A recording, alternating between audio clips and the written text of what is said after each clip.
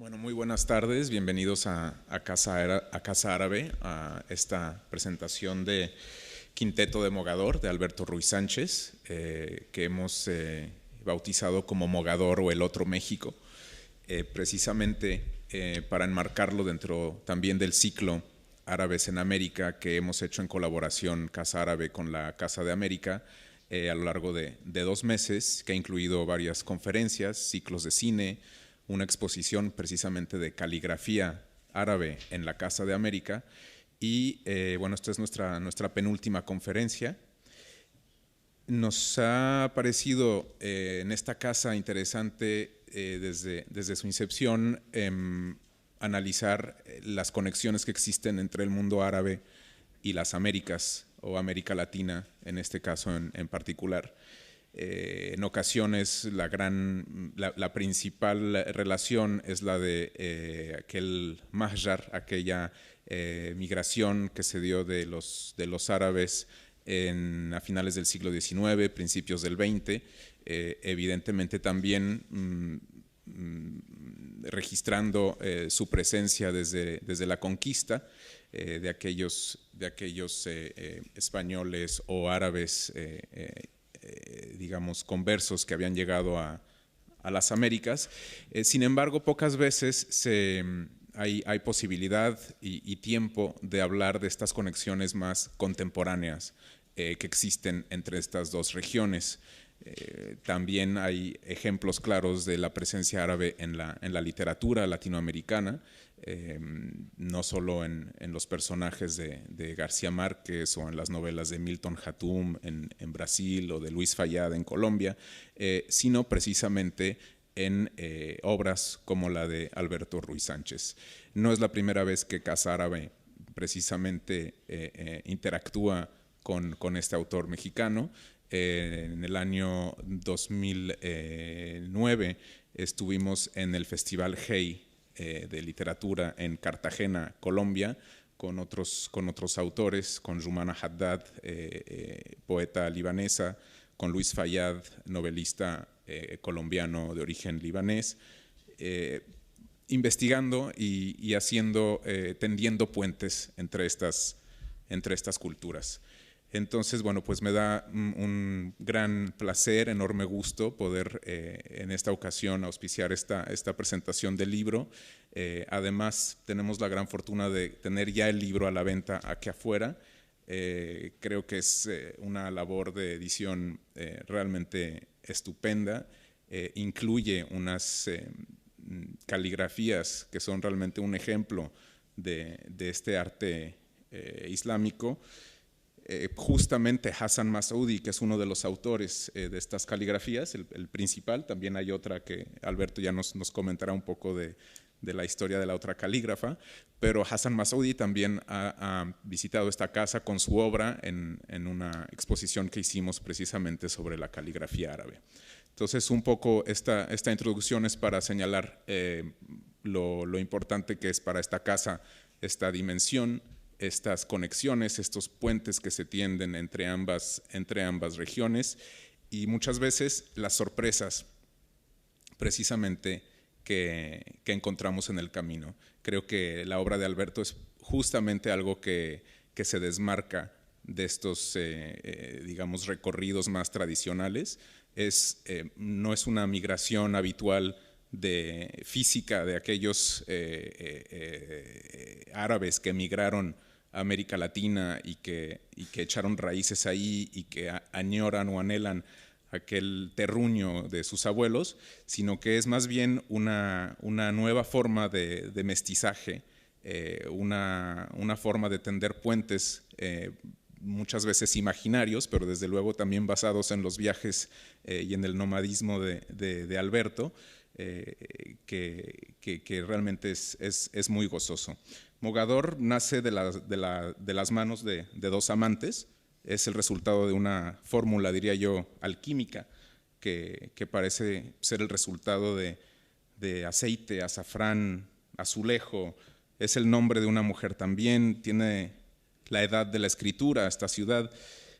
Fenicia tiene también estos orígenes, una ciudad alejada, la más alejada de Cartago. Es una ciudad femenina, como Hasiba, uno de los personajes que es jardinera y cuyos dedos, imagino yo, con una fineza y una habilidad suprema. Es también una ciudad inventada por marinos, un lugar donde se aparece el destino, un lugar donde los números son muy importantes y confunden y despistan y a la vez nos llevan por este laberinto, el número 9, el número 5 que marca este quinteto, y también muy importante, creo yo, las bibliotecas, esas bibliotecas que son el escenario para esta realidad sonámbula. Y claro, los elementos, el aire, el agua, el fuego, la tierra, que se mezclan con los sentidos, con la boca, con el ojo, la mano y claro, con el sexo. Bueno, pues es una pequeña introducción. Dejaré que Alberto Ruiz Sánchez y Jesús Ruiz Mantilla, que nos acompaña el día de hoy, también agradecemos su presencia, conversen, y al final esperamos también del público una participación en los últimos 15 minutos. Adelante. Muchísimas gracias, Karim. Bueno, no hemos querido acordarnos, Alberto y yo, del año en que nos conocimos, pero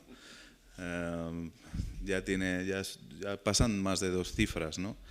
Y fue a raíz, además, de uno de los libros que componen el quinteto, que tampoco me he querido acordar, porque lo que cayó ante mí cuando me llamaron de Alfaguara para ver si quería acompañar a Alberto en esta presentación, pues fue una alegría inmensa, y comprobar que aquella relación que tuvimos y esa compenetración en una entrevista, que no es una cosa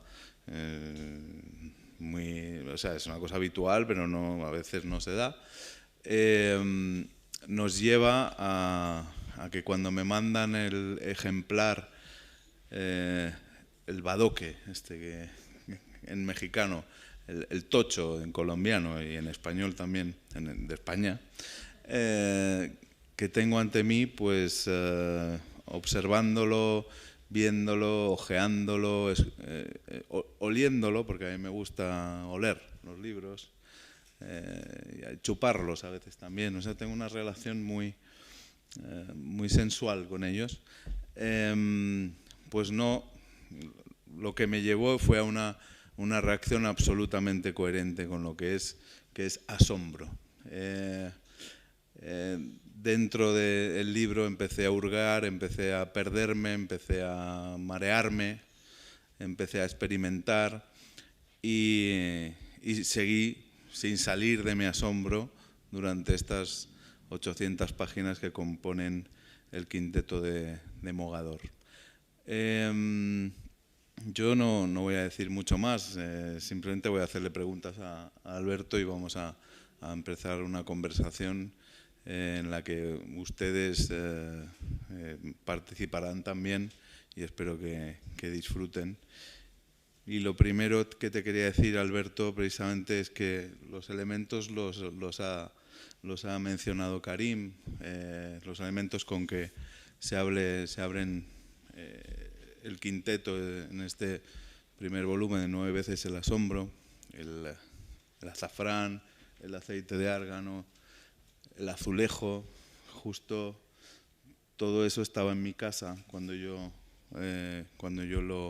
lo leí, y bueno, no tuve más remedio que lanzarme a probar la esencia, esta mezcla asombrosa, insisto en el asombro, que nos propones nada más abrir las páginas, ¿no? Hubieras traído un poco. No, porque esto se iba a convertir en una fiesta, entonces, y tiene que ser una cosa un poco más seria, y además hace mucho calor, o sea, más calor de lo que ya tenemos, pues no conviene. Entonces cuéntame tú qué haces con estos fantásticas palabras que empiezan por A. Sí, bueno, el libro en esta ocasión se abre con el último de los volúmenes que escribí, que sería el quinto, o la exploración de la quinta esencia, mientras que los otros volúmenes exploran agua, tierra, fuego y aire. La quinta esencia, que es la esencia que permite ordenar la exploración de los sentidos, es el asombro. Y imaginé, bueno, primero hice una antología de las preguntas que a lo largo de 20 años me hizo muchísima gente sobre Mogador, pero teniendo la precaución de nunca responderlas, sino de una manera literaria y poética, es decir, de una manera donde quepa la posibilidad de interpretaciones a la medida del lector y de la duda. Y entonces, por ejemplo, a la pregunta que además creo yo que es la manera más real y certera de responderlo. Por ejemplo, la primera pregunta que toda la gente me ha hecho cuando leen o saben o se enteran de que escribo desde Mogador, en Mogador, sobre Mogador, es ¿existe Mogador? Y en todo lo que yo he tratado de hacer, en todo el proyecto de exploración, está la idea implícita de que la imaginación del deseo es real. Lo que yo quiera hacer en la vida, en lo que un joven quiera transformarse, vivir con otra persona, tener tal cosa, o el deseo de no tenerla, o el deseo de no tener deseo, es deseo. Y eso es más importante que la materialidad de esta mesa, aunque estamos educados a pensar que lo material es lo que cuenta, que hay que poner los pies en la tierra, ¿no? Y entonces en todo el libro hay una exploración de lo invisible, pero que es fundamental en la vida.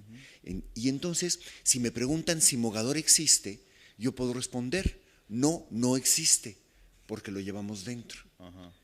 Pero también puedo responder, sí existe, porque lo llevamos dentro. Es decir, el mismo argumento sirve para dar las dos respuestas. Y además, aquí entro de lleno en una de las características del tipo de civilización o de cultura del cual está alimentado este libro, que es finalmente el barroco, en el cual, a diferencia del mundo moderno impregnado del protestantismo, donde las cosas son o no son, en el mundo barroco las cosas son y no son al mismo tiempo. Y entonces da paso a una tercera respuesta, que es la respuesta de que dicen que en la costa atlántica de Marruecos hay una ciudad que se llama Mogador. Y además cuento lo que Karim ha descrito, ¿no? Que fue fundada por los fenicios, etc. Y entonces tú no has querido ir. Yo no quería. He recopilado las 81 respuestas, las 81 preguntas fundamentales en 9 capítulos y he escrito un libro con 9 párrafos, con una introducción en la cual imagino a una pareja de amantes con la boca adolorida de besarse tanto que cuando pronuncian las palabras suenan diferente, saben diferente y tienen un significado diferente. Y entonces comienzan a explorar palabras que también, respondiendo a la naturaleza de todo el proyecto, son palabras que vienen del árabe, pero que son palabras que usamos todos los días. La palabra aceite, bueno, es una palabra que nosotros usamos muchísimo aquí y en todo el continente, pero además en México nosotros, por ejemplo, no comemos olivas, nosotros comemos aceitunas. Y la palabra aceite, ¿cómo se dice aceite en árabe? Aceite. Es decir, ¿cuánto del español que hablamos es árabe? ¿Cuántas veces estamos hablando árabe en una gran proporción de nuestras frases, sin saberlo, ¿no? Y no solamente arabismos, sino palabras árabes como esta. Y entonces exploro poco a poco las palabras hasta que llegan a la palabra Mogador. Hablamos árabe a pesar de los intentos de Nebrija de haberle quitado, haber limpiado, haber hecho una limpieza étnica, lingüística, en la que tú también caes en el libro y en la que precisamente te basas para hacer toda una lección sobre el término asombro, ¿no? Como los árabes es un término al que van sumando cosas y nosotros en ese árabe amputado que ha pasado después de la expulsión, pues hemos tenido que sufrir con lo que eso supone para imaginar el asombro en sí, ¿no? Sí, y eso es fundamental, ¿no? En todo el libro, y del principio al final hay paréntesis en los que se incluye todo lo demás, pero este que acabas de señalar es fundamental, entre las primeras palabras que los amantes se dicen, azúcar, azulejo, aceite, y el esfuerzo de un héroe de España que se llama Helio Antonio de Nebrija, que para empezar ni se llamaba Helio ni Nebrija, se llamaba Toño Rodríguez. Pero quiso darse importancia. Y era sevillano y quería darse importancia porque escribe en una época en la que lo importante es ser latino. Y él hace un vocabulario donde demuestra que las palabras de origen árabe que tienen un equivalente latino pueden ser eliminadas. Y aún así no pudo eliminar 4.000 palabras.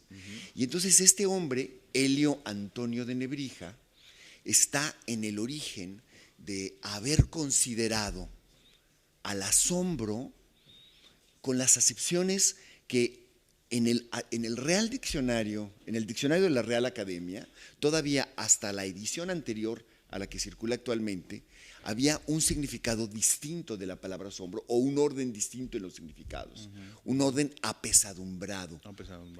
Lo más, el principio, decían, ¿qué es asombro? Mezclar una cosa oscura con una clara, ensombrecer lo luminoso, asustarse. Cuarta acepción, maravillarse. Cuando para nosotros en la lengua cotidiana asombrarse es lo primero, ¿no?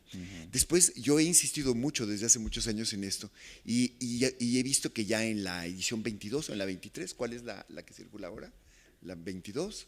22. Ya cambiaron el orden y por primera vez asombrarse es maravillarse, ¿no? Maravillarse, porque también está esa en el diccionario árabe esa acumulación que dice que asombrarse es experimentar un impacto agradable ante algo inesperado que se juzga maravilloso. Es decir, es una especie de acumulación excitante de cosas, ¿no? Bueno, Yo me quedo con esta. Claro, por no supuesto. con la de la sombra, ¿no? Que es más ocultar, mientras que esta es añadir, ¿no? Claro, porque, ¿sabes? Cuando yo me enteré de esta definición de la Real Academia, recurrí a diccionarios árabes. Y ellos no funcionan necesariamente por etimologías. Entonces, la palabra... No, los significados etimológicos que vienen de este vocabulario latín de Nebrija, en el diccionario árabe no están presentes. Lo que está presente es sobre todo una definición experimental, en la cual cuerpo y espíritu están presentes. ¿Qué nos dice?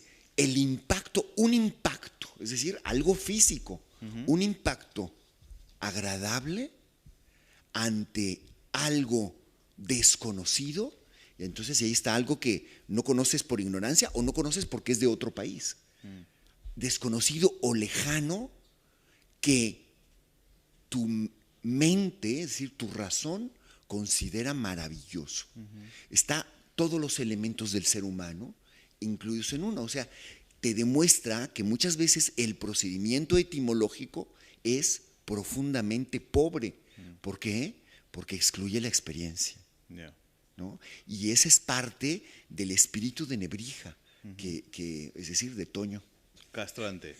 Castrante. ¿Qué es castrante? Castrante de los sentidos, ¿no? Reductor, pero justo para ir a una raíz que a él le obsesionaba, que era la raíz del orden latino, ¿no? Pero que tampoco también tenía que ser así, sino que era una obsesión suya en contraposición a esa tremenda suntuosidad y sensualidad que a lo mejor le producía la esencia árabe, ¿no? Sí, por supuesto, ¿no? Es completamente... Entonces, cuando tú comenzaste diciendo que tú leías con todos los sentidos, a mí eso me parece fundamental. No, es que hay que aplicarse en cuerpo y alma a la lectura, no solo intelecto, es decir, hay que sentir la lectura, no hay que simplemente pensar.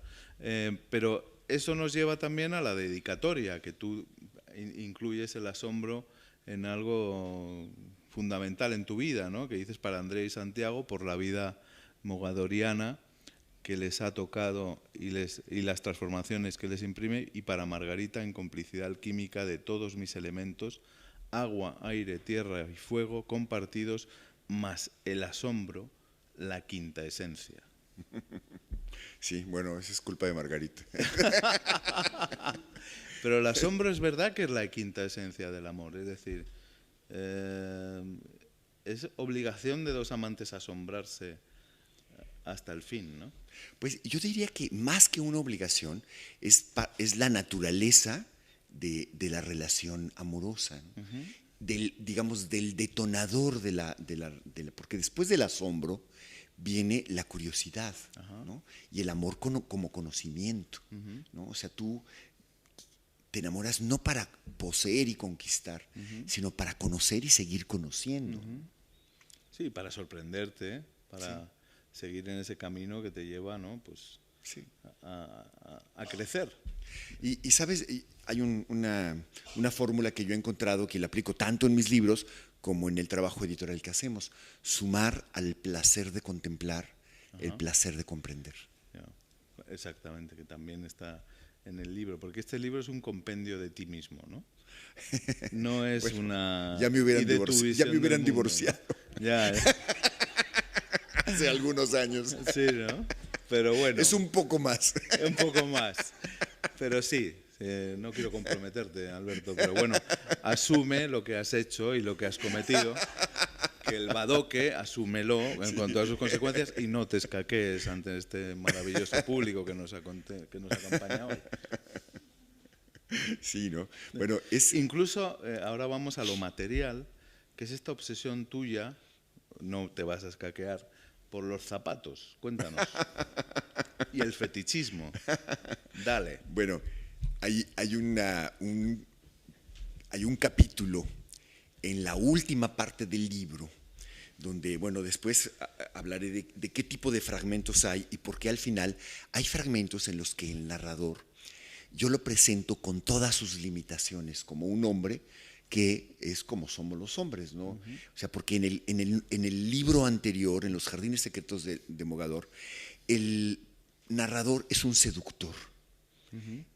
Cada jardín que cuenta es necesario para poder hacer el amor con Hasiba, porque ella lo ha reducido, o lo ha enaltecido, o lo ha provocado para que se convierta en una especie de Shahrazad masculino amenazado de muerte erótica.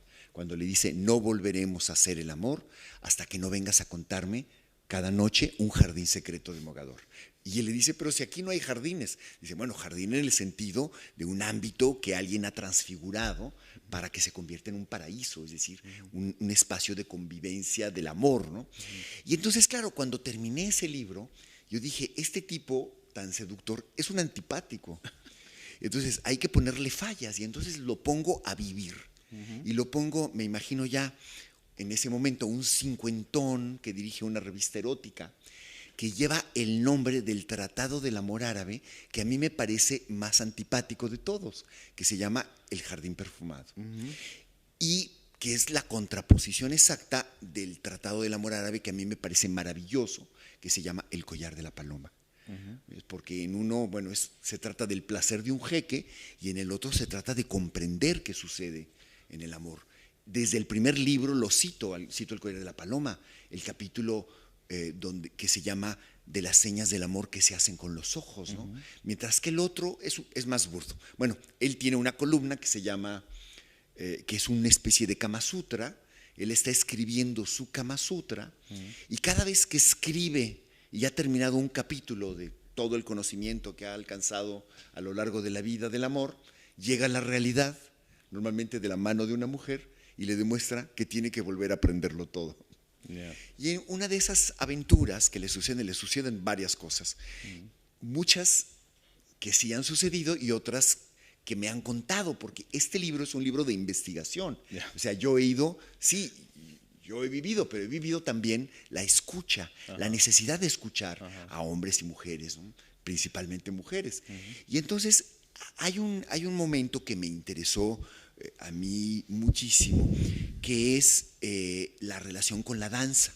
Todo el libro, entre los oficios a los que pongo muchísima atención y que considero metáforas de la escritura, están la cerámica, está la caligrafía y está la danza.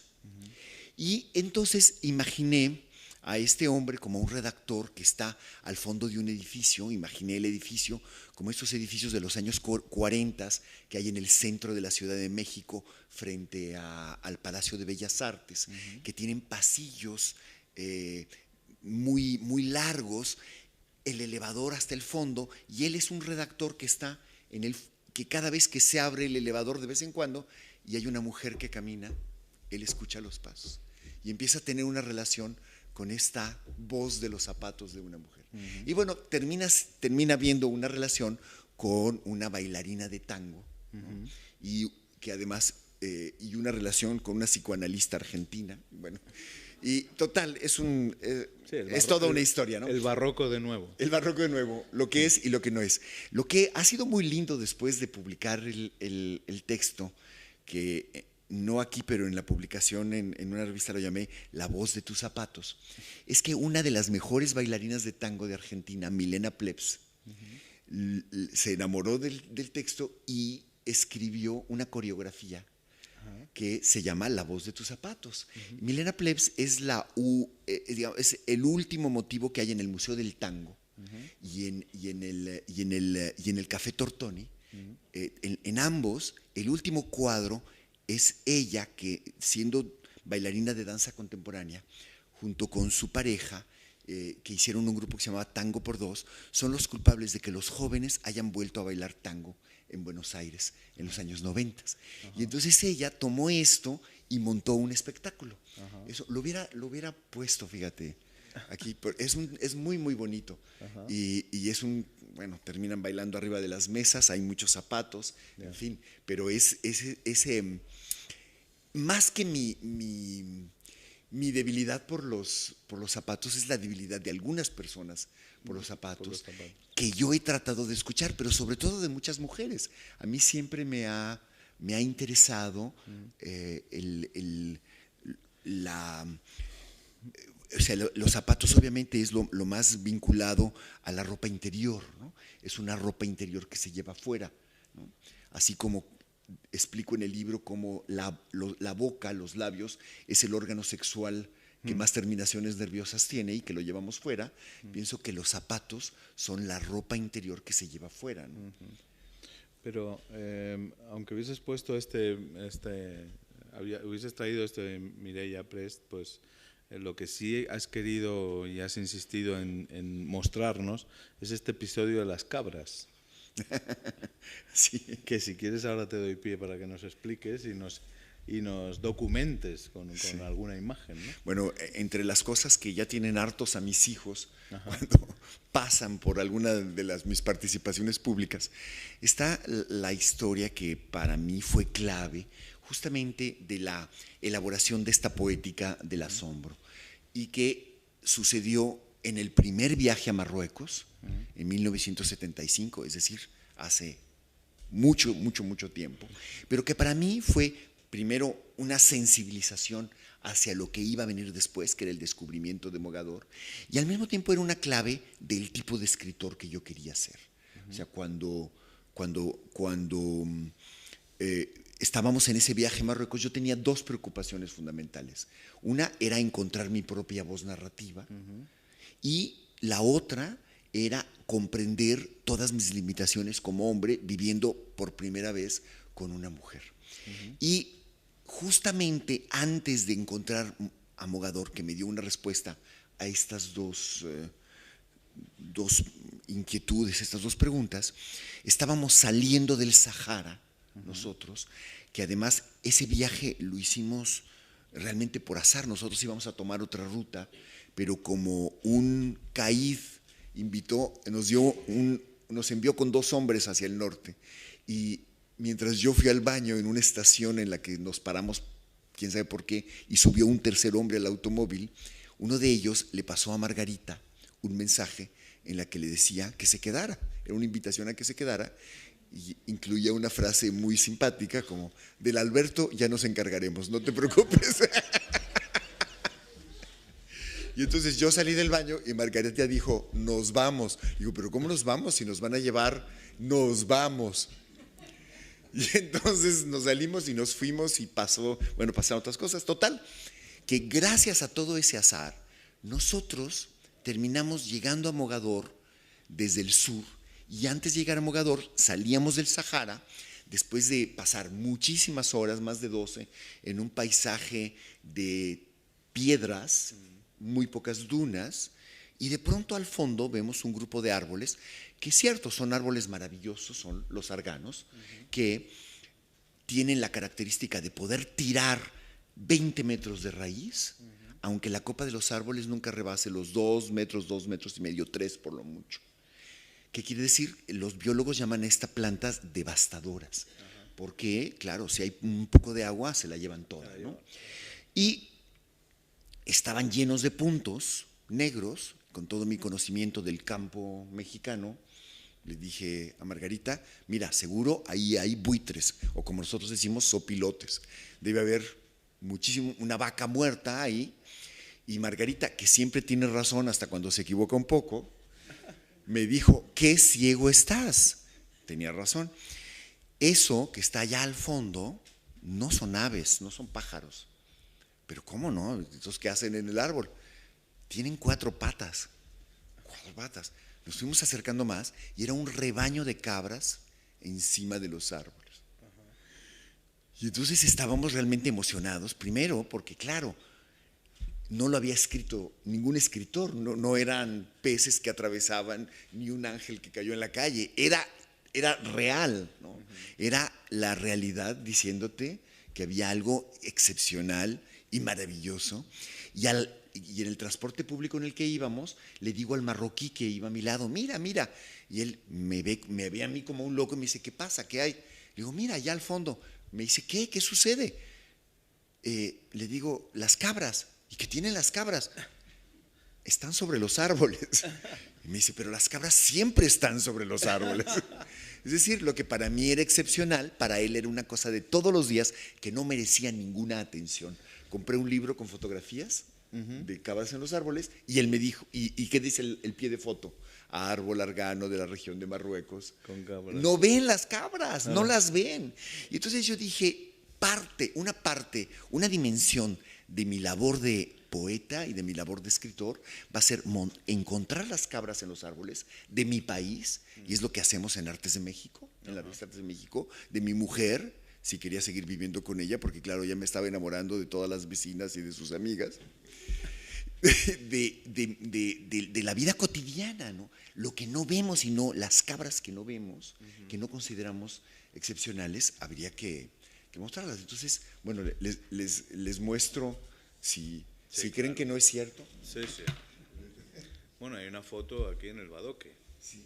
Y claro, yo lo incluí hasta el final del libro porque el registro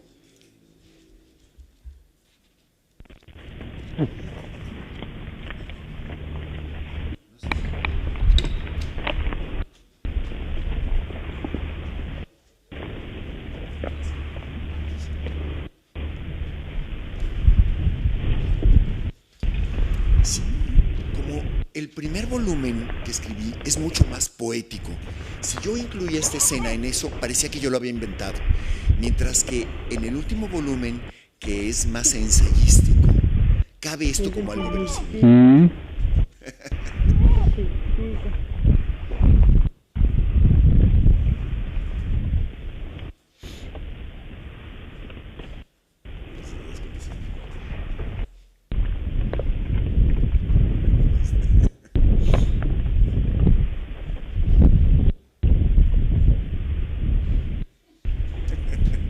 Esto lo tomamos ahí con la camarita en el...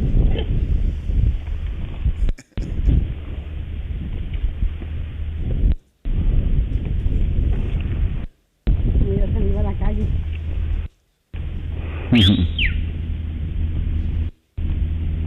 Ese silbido es el pastor.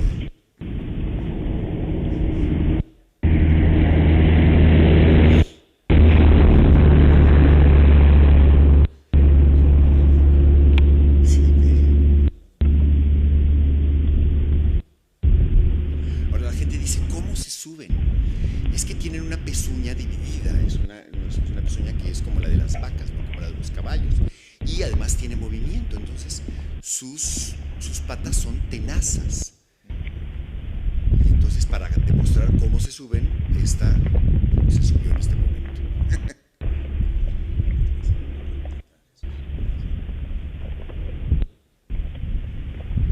Sube y ahorita ya lo va.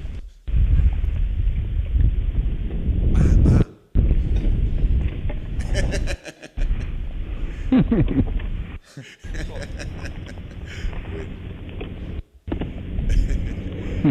Ahí se acabó.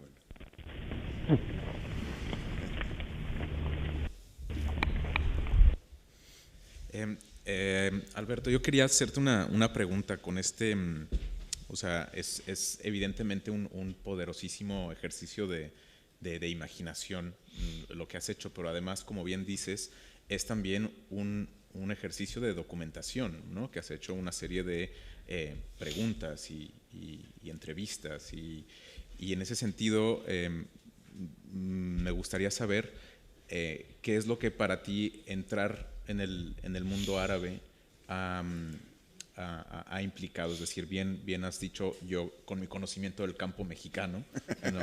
He llegado a este lugar y este sincretismo de alguna forma que arroja Mogador, porque este Mogador pues desde luego no es muy probablemente el Mogador que un marroquí promedio imagina, ¿no? Y tampoco no corresponde tampoco necesariamente a la realidad mexicana, ¿no? de alguien de Sonora.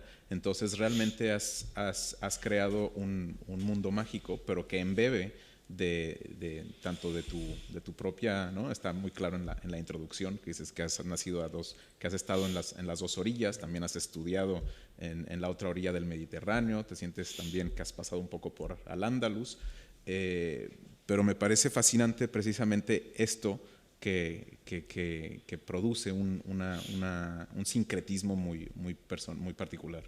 Sí, bueno, sabes que así como está la escena fundadora de la mecánica de ver, que es el asombro, hay otra escena fundadora que es desembarcando en la ciudad de Tánger, entrar al mercado y descubrir que el mercado parece un mercado de artesanías mexicanas, que la cerámica que nosotros en México llamamos Talavera de Puebla es muy parecida y en algunos motivos idéntica a la de la ciudad de Fez, y la que se hace en México, en Hidalgo, es idéntica y en muchos casos parecida a la que se hace en la ciudad de Safi. Y, por supuesto, nunca ha habido una influencia de Marruecos en México ni de México en Marruecos. Lo que ha habido es esto que es la España árabe-andaluza, o sea, es la cultura andalusí. Pero cuando tú vas a Talavera de la Reina, la cerámica que se hace allá no tiene nada que ver con la mexicana como motivos. Es muy diferente. La técnica es la misma, pero los motivos son muy distintos porque aquí tuvieron la influencia italiana, porque aquí evolucionó de otra manera, porque aquí además hubo un esfuerzo de negación del mundo árabe, como lo hizo Nebrija, también en la artesanía. Pero descubrir que hay en México rasgos de lo que ahora llamamos artesanías, porque está en la cerámica, pero está también en los textiles. Rasgos árabes en México muy profundos que la gente no está acostumbrada a identificar. Me pareció una revelación y algo digno de investigar y estudiar. De hecho, incluso con Rafael López Guzmán de la Universidad de Granada hemos hecho muchas investigaciones al respecto. Pero mi hipótesis en contra de cómo la gente imagina la presencia antigua árabe en México como una emigración criptoislámica prohibida, yo creo que las cosas son mucho más sencillas y mucho más profundas. La cerámica de Talavera, es decir, la cerámica de doble cocción que es impermeable, los textiles de la época llegaron y la construcción llegaron a América a través de España, por supuesto, pero llegaron como tecnología, no como parte del mundo islámico, porque la tecnología para hacer cerámica, textiles, construcción, arquitectura, guerra y conquista el mestizaje como una arma de conquista durante los reinos de Taifa, y que fue un arma fundamental que utilizó Cortés para la conquista. Todos estos elementos llegaron como la tecnología más avanzada para el momento, la más barata y la más práctica y la más bella para construir un mundo, que es lo que se hicieron durante los 2 primeros siglos de la conquista. Construir un mundo con la mejor tecnología del momento, exactamente como ahora utilizamos la tecnología de Microsoft y la tecnología que es producto de la revolución industrial y del protestantismo para administrar un hotel o para administrar una casa cultural. Es decir, el funcionamiento por modelos, el invento de los cuartos de Hyatt siguiendo un modelo estándar. Toda esta tecnología de todos los días tiene una historia precisa y pasará como pasó esto. Entonces, esto que llamamos artesanía era la tecnología para construir las cosas de todos los días, e impregnan nuestra vida cotidiana todavía, en gran parte porque todo este mundo quedó en las capas populares como una utilización vinculada a rituales, vinculada a fiestas, vinculada al mundo barroco popular. México es mucho más barroco que lo que sigue siendo España. Y parte de la esencia de México es comprender estas dimensiones barrocas.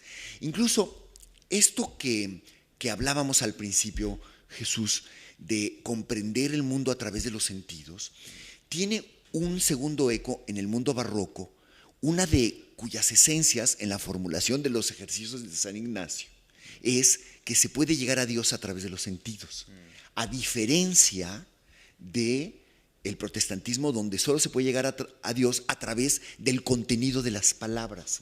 Y por eso hay que depurar los templos de todo lo barroco, de todo lo que son las sensaciones.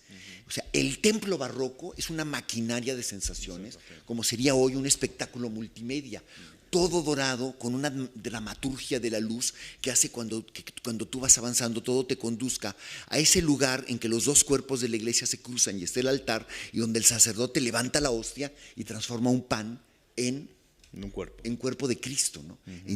Y entonces todo eso es una arquitectura, una teología de los sentidos que es abortada y cortada por la ilustración y los mecanismos del neoclásico. Pero yo tengo la hipótesis todavía a explorar de que el barroco es posible gracias al mudéjar, gracias a los descubrimientos geométricos que dejó en España en gran parte y que impregnó a toda Europa el mundo mudéjar. Pero bueno, esa es una hipótesis, eso todavía no está explorado, pero algún día.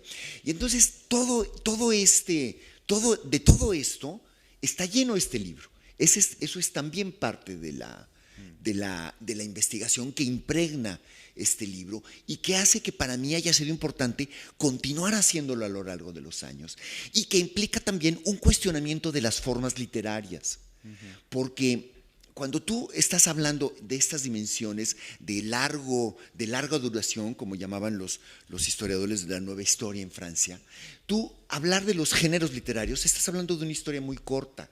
O sea, a mí cuando me dicen, es que tú mezclas los géneros, eres postmoderno, digo, no, es que yo escribo, como decía mi maestro Roland Barthes, de forma intransitiva. Yo escribo lo que tengo que escribir y después mis editores tienen que clasificarlo para ponerlo en un estante pero a mí no me importa si esto es considerado novela o no es. Incluso en el último digo, no, esto no es una novela, esto es un amuleto.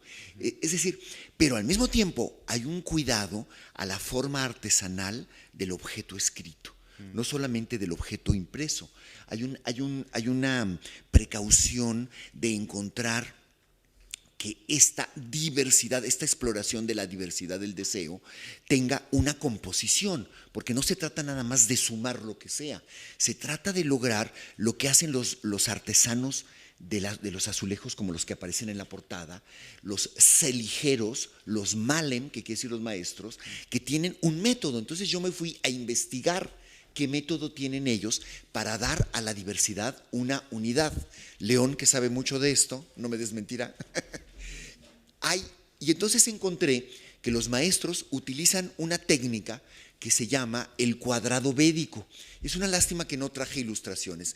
En el cuadrado védico, si tú utilizas un cuadro y lo divides en 9 casillas de cada lado y multiplicas, por ejemplo, si donde se cruzan el 4 por 7, 21, te da 21. En esa casilla donde se cruza sumas el 2 y el 1 y te da 3. De esa manera llenas de números sencillos cada una de las 81 casillas y entonces unes con una línea los 3, los 5, los 1 y te da 9 formas geométricas. Y entonces con esta solución que llaman el cuadrado védico, porque fue muy utilizada en la India mogul, o sea, en la India árabe, ellos logran construir una retícula que permite combinar piezas diversas y darles una unidad. Y es algo que yo he tratado de hacer en el libro, ¿no? Partiendo también de la idea de que esta concepción de que tú te pones a escribir y cuando termines de contar la historia ya se acabó, es completamente inocente, porque tú de todas maneras, porque la literatura también es como la pintura. Si un pintor decide hacer un cuadro de 10 centímetros por 10 o de 3 por 3, hay una implicación estética en hacerlo. Y cuando tú decides escribir un libro de 81 fragmentos o de 5 capítulos o de 7, también hay una decisión estética. Si tú decides ponerte a escribir como sea, estás creyendo que no estás usando una forma artificial. Y también la estás usando, estás cayendo en el lugar común de lo que se use en el momento. Si tú estás creyendo que lo importante es hacer una novela policíaca, pues sí, tendrás mucho éxito con el público, utilizarás el suspenso, pero yo pienso que la literatura en este tipo de exploración exigía una forma que cuestione en cada momento la forma del libro, la posición del narrador. Si tú ves el primer narrador del libro, es un narrador en tercera persona, hay una gran concentración poética, tú cierras el libro y parece que yo soy el autor. Si lees el segundo libro, el primer libro está incluido dentro del segundo como un objeto y aparece el narrador de ese libro. Y aparecen 2 tipos de escritura. En el tercero está la protagonista y está el narrador de Los Jardines de Mogador. Están los 2 primeros libros como objetos, pero al narrador de Los Jardines de Mogador, que explora, al que ella le dice que tiene que encontrar, le dice, tienes que contar solo jardines de deseos que sí existan en el mundo.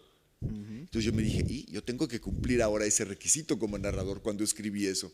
Tengo que ponerme a buscar en el mundo, contar deseos reales. Y fue una investigación de muchos años.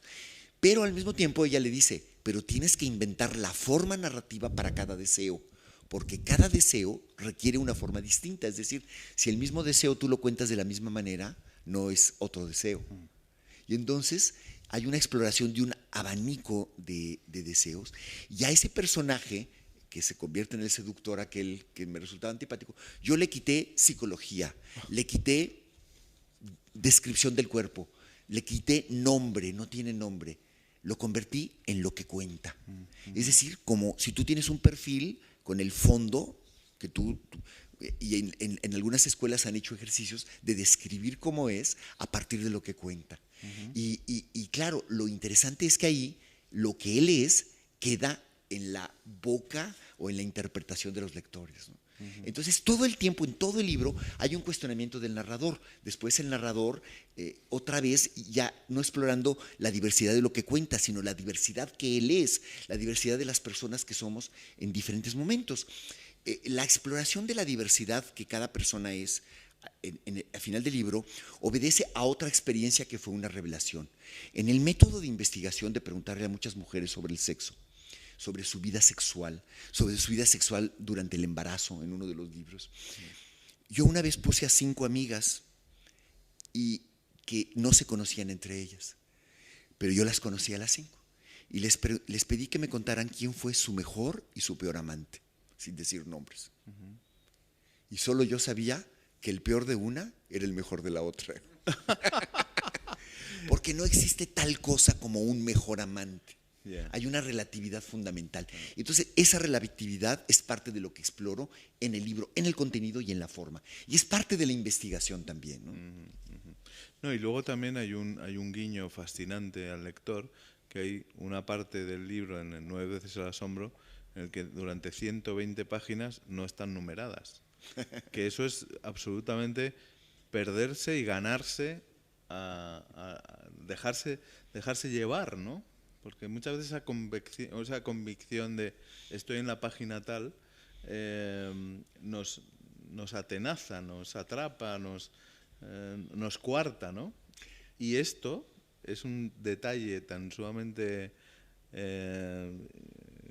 sutil, pero a la vez fundamental, que me ha dejado de nuevo asombrado. ¿Cómo fue esa decisión? ¿Por qué? Bueno, porque hay una numeración y una secuencia implícita en el contenido de cada una de esas páginas. Yeah. De hecho, los capítulos están numerados, pero al mismo tiempo... Pero no es la convencional de la página. Exacto. Pero al mismo tiempo, Tiene su propia lógica numérica ajena a todo. Sí. Claro, es que fíjate que cuando yo estaba en esa búsqueda de mi propia voz, otra de los mensajes que yo recibí en ese viaje fundador en Marruecos fue entrar al baño público, al hammam. Y en el hammam, entré a un hammam muy popular en Fez, en el que nadie hablaba ninguna lengua que yo comprendiera, y en el que yo me orientaba de una recámara a otra, incluso estando en cuartos donde había 2 o 3 puertas, yo me orientaba por el calor y la luminosidad. Y entonces yo dije, yo quiero hacer libros, yo quiero hacer un libro, yo quiero hacer una novela que boicotee el suspenso, que boicotee la idea de que la vida es una línea en la que tú subes y si tienes éxito, llegas a la cima. Si tienes más poder, llegas a la cima. Si tienes más fama, llegas a la cima. Y si tienes un orgasmo, llegas a la cima. Hay un boicot del orgasmo en este libro. Hay un boicot de lo lineal. ¿Y qué hay? Una exploración de los caminos posibles. Y entonces yo he querido hacer libros que sean como ámbitos, en los que si tú te sientes muy bien en el cuarto de la derecha, sigue, y si quieres seguir hacia el calor, sigues hacia el calor. Si quieres seguir hacia la luz, que es un poco más fría, sigues hacia la luz. En fin, yo he querido que a veces la gente también en este libro lo cierre y se salte y lea algo del final, y que cada fragmento tenga un valor literario y poético en sí mismo. O sea, al principio yo tenía cierta resistencia para ponerlos todos en esta secuencia, ¿ves? Pero Pilar me convenció. Y finalmente, bueno, demuestra que hay un trabajo de unidad, que es cierto, ¿no? Sí. Pero claro, yo con mi naturaleza a boicotearme y a boicotear mi relación con tener un lugar, digamos, en las convenciones de la literatura, y buscar un lugar en la peculiaridad de los lectores extraños, yo lo que hubiera hecho sería justamente lo contrario. Ya que tenemos 5 libros, ahora dividirlos y hacer de esos 5, por lo menos cada uno tienen 9 capítulos y 5. Entonces, dividirlos en 13 libros cada uno, ¿no?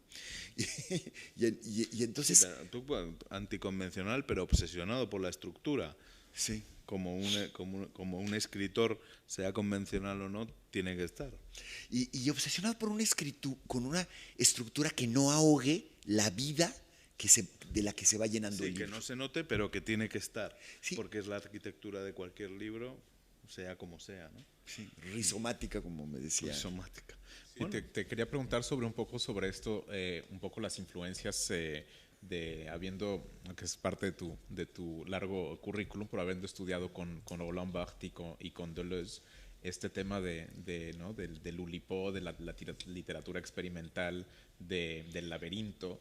No sé si es algo que te ha influenciado. Sí, hay una lectura de Gilles Deleuze de Proust que para mí es fundamental, que él analiza cómo los fragmentos dentro de la búsqueda del tiempo perdido funcionan con individualidad y funcionan dentro del conjunto.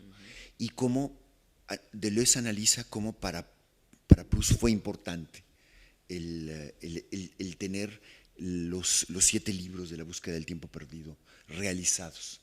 Y cómo al mismo tiempo él transformó la crónica social, o sea, porque Proust era un periodista de crónica de sociales, que decía La Marquesa llegó. ¿Cómo transformó eso?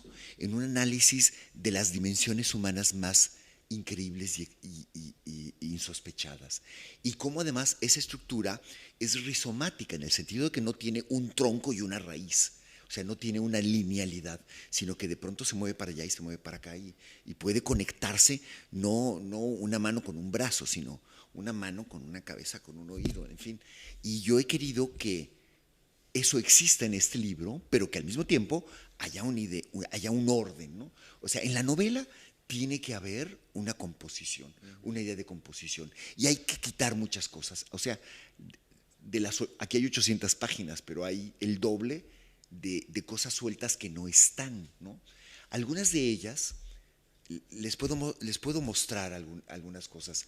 Una de ellas, y que tiene que ver con mi relación con este mundo, con el tipo de lectura que yo hago con el mundo, es una notita que escribí al relacionar dos cosas. Una vasija que está en la nueva organización de la colección islámica del Louvre, donde te explican que esa vasija rota es una carta de amor. Y tiene que ver con el hecho de que el ceramista al final de mi libro sea el que escribe el Kama Sutra sin saberlo, es un ceramista, ¿no? O sea, habiendo escrito esto, cuando encontré esta vasija me dio sentido. Pero también después de haber visto esa colección, fuimos a la ciudad de Salé y vimos, Rabat y Salé son vecinas, está el río, y encontramos una cosa muy dolorosa, que a mí me parece muy dolorosa, porque es como se pensaba en México en los 70s, que es que a los marroquíes les da vergüenza la ciudad de Salé, porque es pequeña y vieja. Y en el río, en medio, construyeron unos condominios horribles, que son muy modernos y son de lujo, ¿no? Y entonces tratan de tapar a la ciudad. Pero hay otro ángulo desde arriba de la fortaleza, donde se sigue viendo el cementerio de Salé. Y es un cementerio que me hizo pensar en la variedad de sus lápidas, en la antología de Spoon River, donde hay un poema para cada uno de los muertos, y son finalmente cartas de amor, ¿no? Entonces, les muestro esto, tiene que ver con una manera de leer este mundo, ¿no?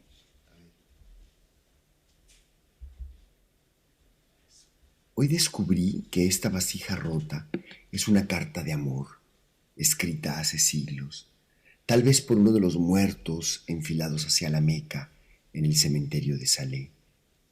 Y eso me hizo pensar en todo el cementerio, como una extraña carta coral de amor rota en ruinas, esperando ser leída por los vivos para resucitar en ellos y nosotros.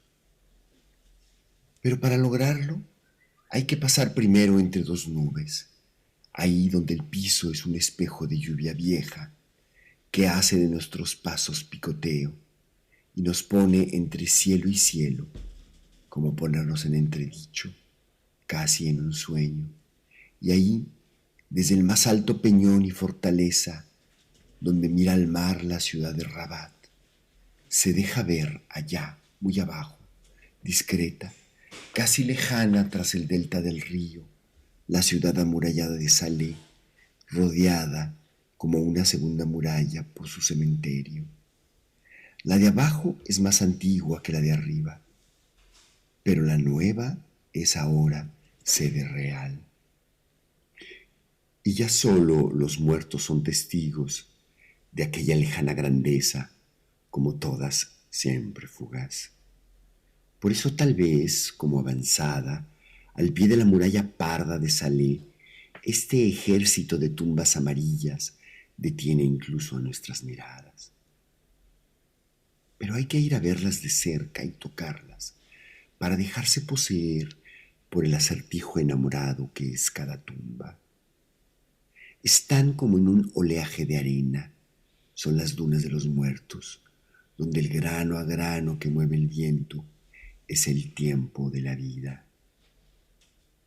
Tumbas muy nuevas parecen viejas. Hierbas y caracoles toman posesión de los delgados huecos entre las personas enterradas tan solo en un lienzo limpio como mediodía sin nubes. El cielo enrarecido esta tarde otoñal sobre Salé parece haber establecido con el intenso ejército yacente un diálogo dramático de agua y de luz. Nosotros, acalorados y friolentos, insomnes y sonámbulos, desorientados y fijos en la puesta del sol, gozando la belleza involuntaria de los muertos, pasamos destemplados entre las tumbas, como el viento, como la lluvia, como una mirada fugaz y feliz sobre una carta de amor que no es nuestra, como la vida vista desde hace varias veces 100 años, desde el peñón más alto de la fortaleza andalusí de Rabat.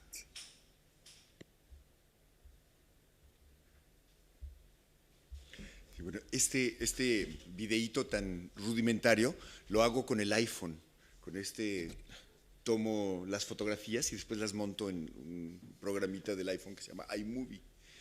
Y lo publico en una columna que tengo en un periódico que se llama sinembargo.mx. Y hago, pues en realidad lo considero bocetos, notas de viaje. Pero digamos, es de este tipo de textos, este está convertido en video y es mostrable, pero imagínate, tengo muchísimo que no podía entrar en la composición. O sea, es mucho, pero no, ¿cómo es que hay una tala necesaria? Claro, pero ¿no? es otra manera de contar también las cosas, sí, ¿no? Para explorar.